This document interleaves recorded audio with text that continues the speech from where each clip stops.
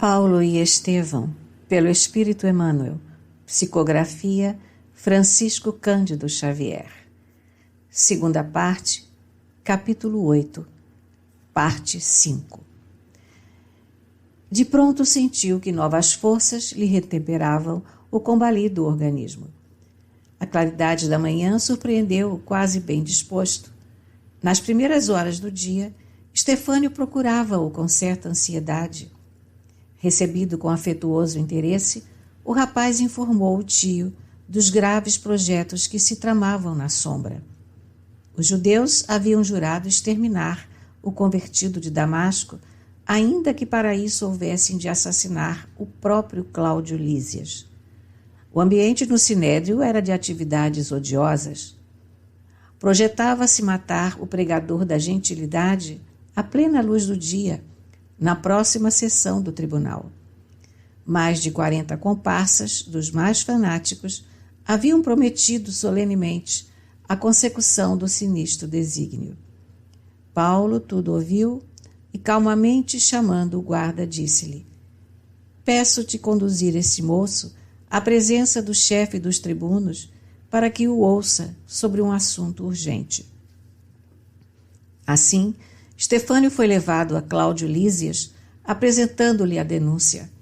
O arguto e nobre patrício, com o tato político que lhe caracterizava as decisões, prometeu examinar devidamente a questão, sem deixar presumir a adoção de providências definitivas para burlar a conjura. Agradecendo a comunicação, recomendou ao jovem o máximo cuidado nos comentários da situação, a fim de não exacerbar maiormente os ânimos partidários. Na solidão do seu gabinete, o tribuno romano pensou seriamente naquelas perspectivas sombrias. O Sinédrio, na sua capacidade de intrigar, poderia promover manifestações do povo, sempre versátil e agressivo. Rabinos apaixonados podiam mobilizar facínoras e, quiçá, assassiná-lo em condições espetaculares. Mas a denúncia partia de um jovem, quase criança. Além disso, tratava-se de um sobrinho do prisioneiro. Teria dito a verdade ou seria mero instrumento de possível mistificação afetiva nascida de justas preocupações da família? Ainda bem não conseguira destrinçar as dúvidas para firmar conduta quando alguém pedia o obséquio de uma entrevista. Desejoso de atriguar cogitações assim graves, acedeu prontamente.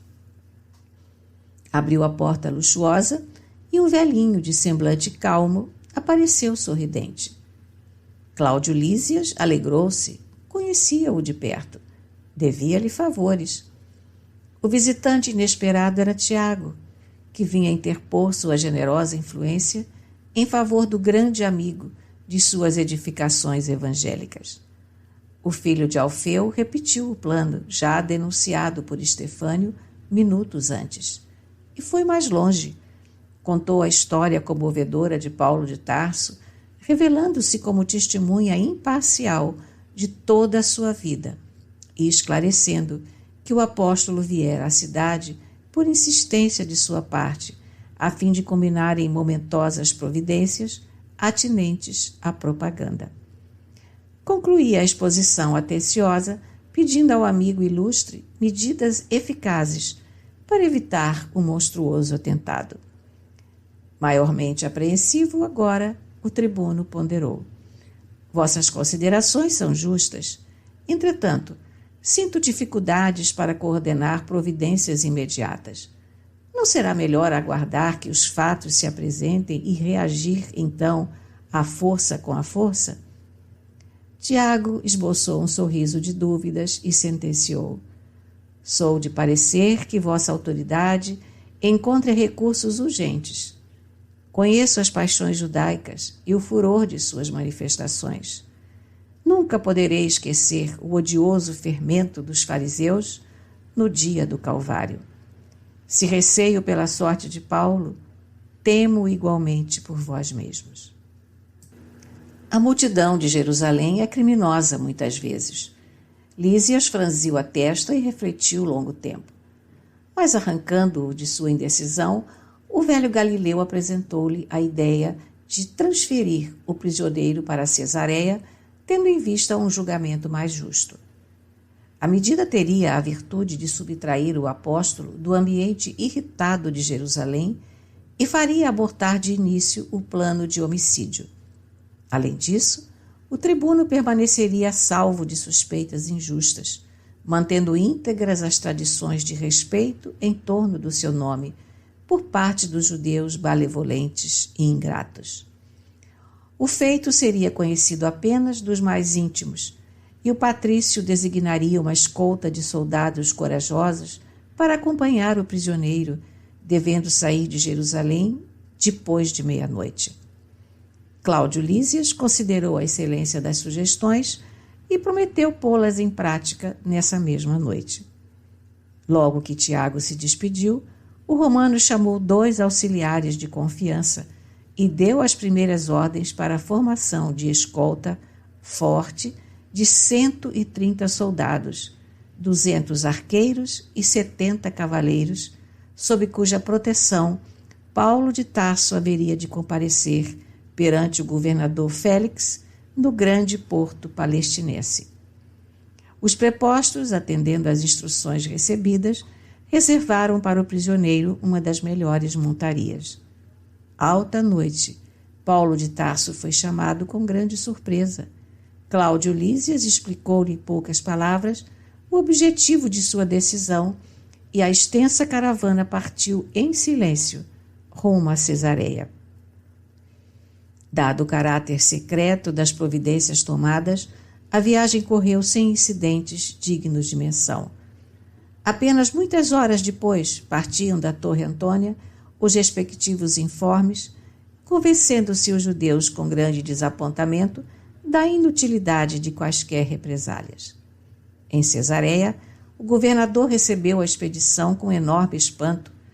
Conhecia o renome de Paulo e não era estranho às lutas que sustentava com os irmãos de raça, mas aquela caravana de 400 homens armados para proteger um preso era de causar admiração. Depois do primeiro interrogatório, o preposto máximo do império na província sentenciou: atento à origem judaica do acusado, nada posso julgar sem ouvir o órgão competente de Jerusalém. E mandou que o sinédrio se fizesse representar na sede do governo com a maior urgência. Os israelitas estavam sumamente satisfeitos com a ordem. Consequentemente, 5 dias depois da remoção do apóstolo, o próprio Ananias fizera questão de chefiar o conjunto de autoridades do Sinédrio e do Templo que acorreram a Cesareia com os projetos mais estranhos relativamente à situação do adversário. Os velhos rabinos, conhecendo o poder da lógica e a formosura da palavra do ex-doutor de Tarso, fizeram-se acompanhar de Tértulo, uma das mais notáveis mentalidades que cooperavam no solendo Dorsalício. Improvisado o tribunal para decidir o efeito, o orador do Sinédrio teve a prioridade da palavra, usando-a em tremendas acusações contra o indiciado réu, desenhando a cores negras todas as atividades do cristianismo e terminando por pedir ao governador a entrega do acusado aos seus irmãos de raça, a fim de ser por eles devidamente julgado. Concedido ao ex-rabino o ensejo de explicar-se, Paulo começou a falar com grande serenidade. Félix lhe observou logo os elevados dotos intelectuais, os primores dialéticos e ouvia-lhe a argumentação com invulgar interesse. Os anciãos de Jerusalém não sabiam ocultar a própria ira. Se possível, teriam espostejado o apóstolo ali mesmo, tal a irritação que os assomava, a contrastar com a tranquilidade transparente da oratória e da pessoa do orador adverso. O governador teve grande embaraço para pronunciar o veredicto. De um lado, via os anciãos de Israel em atitude quase colérica, reclamando direitos de raça. do outro, contemplava o apóstolo do Evangelho, calmo, imperturbável, senhor espiritual do assunto, a esclarecer todos os pontos obscuros do processo singular com a sua palavra elegante e refletida. Reconhecendo o extremo valor daquele homem franzino e envelhecido, cujos cabelos pareciam encanecidos por dolorosas e sagradas experiências, o governador Félix modificou apressadamente suas primeiras impressões e encerrou os trabalhos nestes termos: Senhores, reconheço que o processo é mais grave do que julguei à primeira vista. Neste caso, resolvo adiar a sentença definitiva até que o tribuno Cláudio Lísias seja convenientemente ouvido. Os anciães morderam os lábios.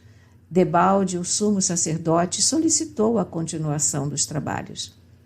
O mandatário de Roma não modificou o ponto de vista e a grande assembleia dissolveu-se, com imenso pesar dos israelitas, constrangidos a regressar, extremamente desapontados. Félix, entretanto, passou a considerar o prisioneiro com maior deferência. No dia seguinte, foi visitá-lo, concedendo-lhe permissão para receber os amigos na sala do expediente. Depreendendo que Paulo gozava de grande prestígio entre e perante todos os seguidores da doutrina do profeta Nazareno, imaginou desde logo tirar algum proveito da situação. Cada vez que o visitava, surpreendia-lhe maior acuidade mental a interessá-lo pela sua palestra viva e palpitante de observações sábias no conceito e na experiência da vida. Certo dia, o governador abordou jeitosamente o prisma dos interesses pessoais, insinuando-lhe a vantagem da sua libertação de maneira a atender às aspirações da comunidade cristã a que prestava tanto relevo. Paulo, porém, observou resoluto: Não sou tanto de vossa opinião. Sempre considerei que a primeira virtude do cristão é estar pronto para obedecer à vontade de Deus em qualquer parte. Certo, não estou detido à revelia de sua assistência e proteção, e desta forma, acredito que Jesus julga melhor conservar-me prisioneiro nos dias que correm. Servi-lo-ei, pois, como se estivesse em plena liberdade de corpo. Entretanto, continuou Félix, sem coragem para ferir diretamente o ponto: vossa independência não seria coisa muito difícil. Como assim? Não tendes amigos ricos e influentes em todos os recantos provinciais? Interrogou o preposto governamental de maneira ambígua. Que desejais dizer com isso? Perguntou o apóstolo por sua vez. Creio que se conseguisseis o dinheiro suficiente para atender aos interesses pessoais de quantos hajam de funcionar no processo, estaríeis completamente livre da ação da justiça dentro de poucos dias. Paulo compreendeu as insinuações mal veladas e nobremente revidou. Percebo agora, falais de uma justiça condicionada ao capricho criminoso dos homens. Essa justiça não me interessa. Ser-me-á preferível conhecer a morte do cárcere a servir de obstáculo à redenção espiritual do mais humilde dos funcionários de Cesareia. Dar-lhes dinheiro em troca de uma independência ilícita seria habituá-los ao apego dos bens que lhes não pertencem. Minha atividade seria, então, um esforço reconhecidamente perverso. Além do mais, quando temos a consciência pura, ninguém pode nos tolher a liberdade, e eu me sinto aqui tão livre como lá fora, na praça pública. O governador recebeu a observação franca e áspera, disfarçando o seu enleio. A lição humilhava-o duramente, e desde então desinteressou-se da causa.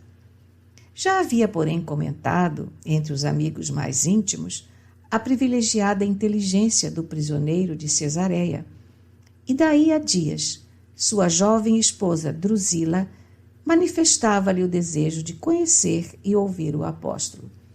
A seu malgrado, não podendo esquivar-se, acabou por levá-la à presença do ex-rabino. Judia de origem, Drusila não se contentou, qual fizera o marido, com simples indagações superficiais. Desejosa de sondar-lhe as ideias mais profundas, pediu-lhe um comentário geral da nova doutrina que esposara e procurava difundir.